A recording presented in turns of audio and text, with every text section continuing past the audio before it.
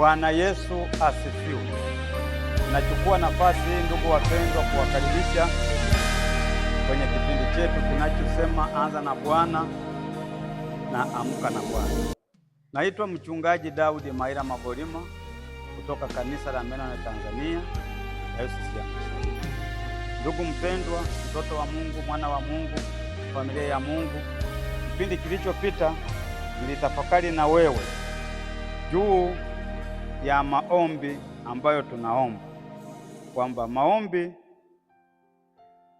aina nyingine ya mkao ya maombi tunayoomba ni maombi ambayo tunaomba tukiwa tumepiga magoti chini. Lakini leo nataka niongee tena mkao mwingine wa maombi. Mkao mwingine wa maombi ni yale maombi tunayoomba kwa kifurifuri. Bwana Yesu asifiwe.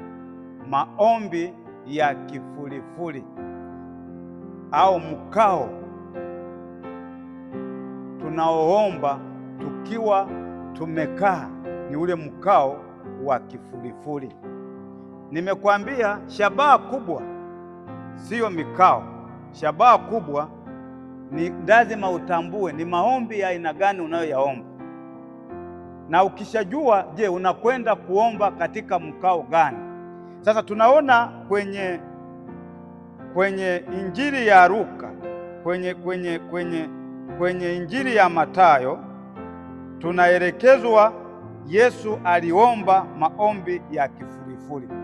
Sasa lazima ujiulize, maombi aliyoomba ya kifurifuri ni yapi? Yaani ni mkao aliyokaa Yesu akaingia kwenye maombi, ndio ulikuwa mkao wa kifurifuri. Maana yake kichwa chake, uso wake, tumbo lake na kifua na miguu yote ilikuwa imegusa nini? Imegusa ardhi. Yaani kuanzia kwenye uso wake hadi miguu yake, kwenye hii miguu ya nani yake, kwenye vidole vya miguu yake alilala chini. Maana nyingine alilalia tumbo, lakini mwili wote huku alivyolala, kuanzia kwenye uso wake hadi vidole vyake viligusa ardhi. Akafanya maombi. Sasa ni maombi gani ambayo Yesu aliomba kwa mkao wa kifurifuri? Hebu tuangalie Mathayo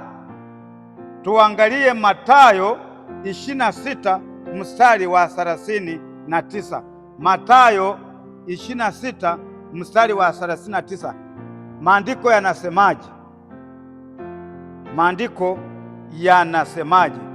Maandiko yanasema akaendelea mbele kidogo, akaanguka kifurifuri, akaomba akisema, Baba yangu, ikiwezekana kikombe hiki kiniepuke, walakini ni si kama nitakavyo mimi, bali kama utakavyo wewe.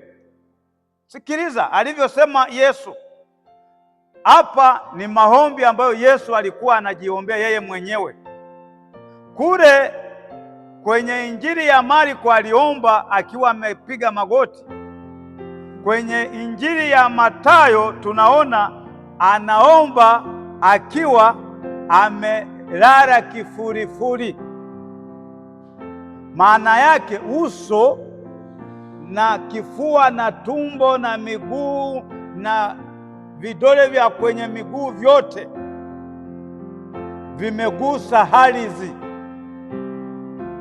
Yesu anaomba, anasema akaendelea mbele kidogo, akaanguka kifurifuri, akaomba akisema, Baba yangu, ikiwezekana kikombe hiki kiniepuke, walakini si kama nitakavyo mimi, bali kama utakavyo wewe. Yesu amejua kuna shida, tena kama nilivyosema, Yesu amejua kuna majaribu yanakuja kwake. Yesu amejua anakuja kusulubishwa. Yesu amejua anakuja kubebeshwa mzigo. Yesu anajua anakuja kubebeshwa msalaba. Yesu anajua anakuja kuziakiwa, anakuja kutemewa mate. Yesu anajua atakuja kuvishwa taji ya miiba. Yesu anajua atakuja kumvua nguo, atatembezwa akiwa uchi. Yesu anakwenda kufanya maombi ya kifurifuri, maombi yasiyokuwa na kikomo, maombi ya kufiriliza, maombi ambayo Yesu Kristo alijiraza kwenye ardhi, anamlilia Bwana amuepushe na adha itakayokuja juu yake, kama si mapenzi ya Mungu. Lakini kama ni Mungu amekusudia yeye mwenyewe iwe hivyo, lakini kama si makusudi ya Mungu, Mungu amuepushe na hilo jambo. Maombi aliyoomba Yesu Kristo ya kujiombea yeye mwenyewe, lakini mkao aliyoutumia wa kuomba ni mkao wa kukaa kifurifuri. Je, umeshawahi mpendwa kuomba maombi ya kifurifuri? Changamoto ilipokuja kwenye maisha yako, changamoto ilipoinuka juu yako, ukaomba maombi ya kifurifuri ambayo Yesu aliomba kwamba ni maombi ya mfululizo, ambayo umelala kwenye ardhi.